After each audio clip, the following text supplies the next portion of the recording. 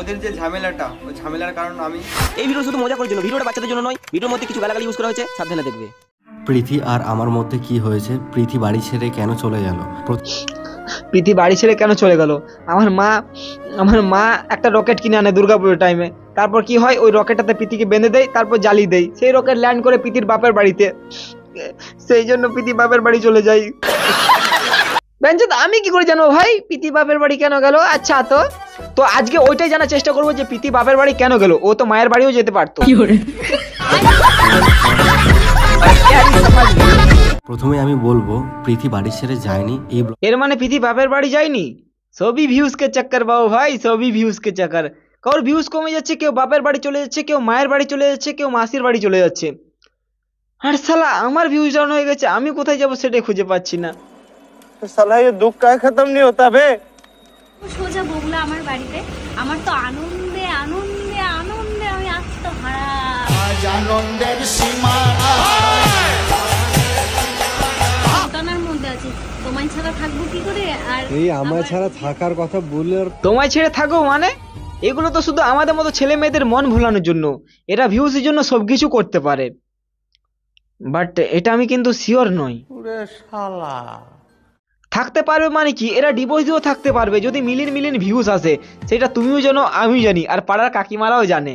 তার জন্য তো পাড়ার কাকিমারা এত ভিডিও বানাচ্ছে। রণপ্রীতির কি হয়েছে, রণপ্রীতির কি সত্যি বেকার হয়ে গেছে, রণপ্রীতির অমুক হয়েছে, ঢ্যাক হয়েছে। তবে সত্যি পাড়ার কাকিমারা রণপ্রীতিকে ভালোবাসে। এটা তবে ভিউজের জন্য। ভিউজ যদি ওদের চ্যানেল না আসতো তাহলে ভিডিও বানাতো না। আর ভালোবাসা বাড়ার বাল, মনে শুধু ভালোবাসার তাল।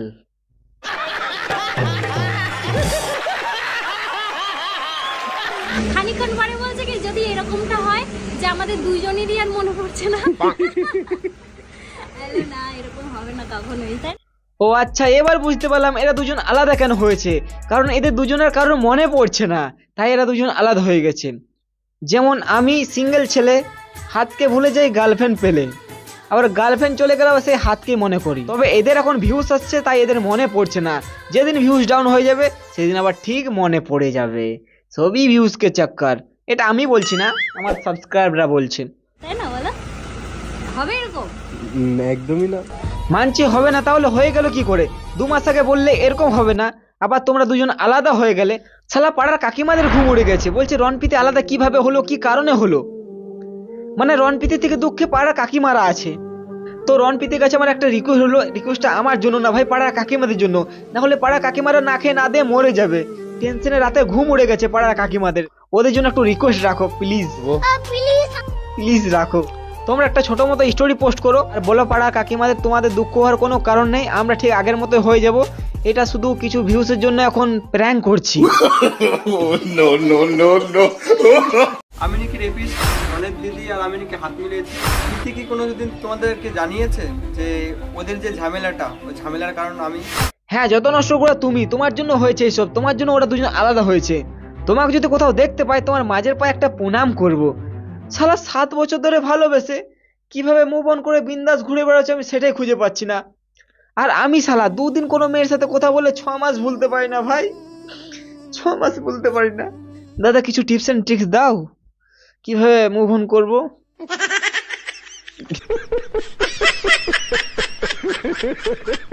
আমার নামে একটা না 100টা বলুক বাজে কথা, কিন্তু ওই যে রনের দিদি, তো তার তো একটা ফ্যামিলি আছে, তার বাচ্চা আছে, তার ফ্যামিলি আছে। হ্যাঁ, তার ফ্যামিলি আছে, বাচ্চা আছে। বলছিলাম দাদা কিডন্যাপ করবে নাকি? আর যদি কিডন্যাপ করো তাহলে আমাকেও বলবে, কারণ আমি একটা আইফোন কিনতে চাই। অনেক টাকা চার্জ করবো, দিব দে, বলবো 1 কোটি টাকা দিতে হবে তবে তোমার বাচ্চাকে পাবে, না হলে বাচ্চা পাবে না। কারণ আমার বিচিগুলো বিক্রি হচ্ছে না ভাই, বলতে আমার বিচিগুলো বিক্রি হচ্ছে না, না হলে আমি একটা আইফোন কিনে নিতাম। কেউ নিতে চাইছে না ভাই।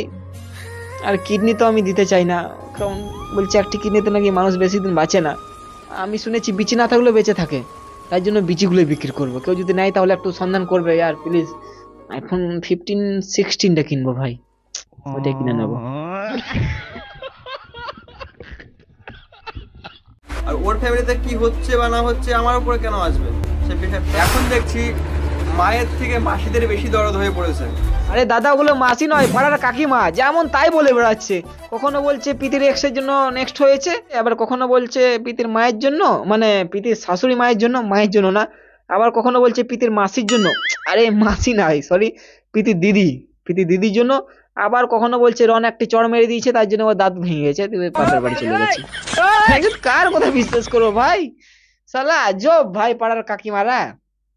আমার পাড়ার কাকিমারা, আমার পাড়ার কাকিমারাও ভালো, অনেক ভালো, তবে ওইগুলো কোথাকার বেটা কে জানে।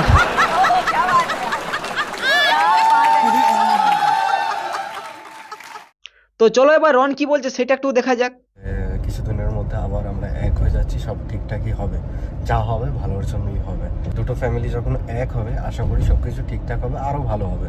এর মানে বুঝতে পেরেছো, ওরা আবার ঠিক হয়ে যাবে, এইটা প্র্যাঙ্ক বলে চালিয়ে দেবে না, এটা প্র্যাঙ্ক বলবে না, তবে অন্য কিছু বলবে, কারণ প্র্যাঙ্ক বললে অডিয়েন্স ওদের গাঁড় মেরে দেবে।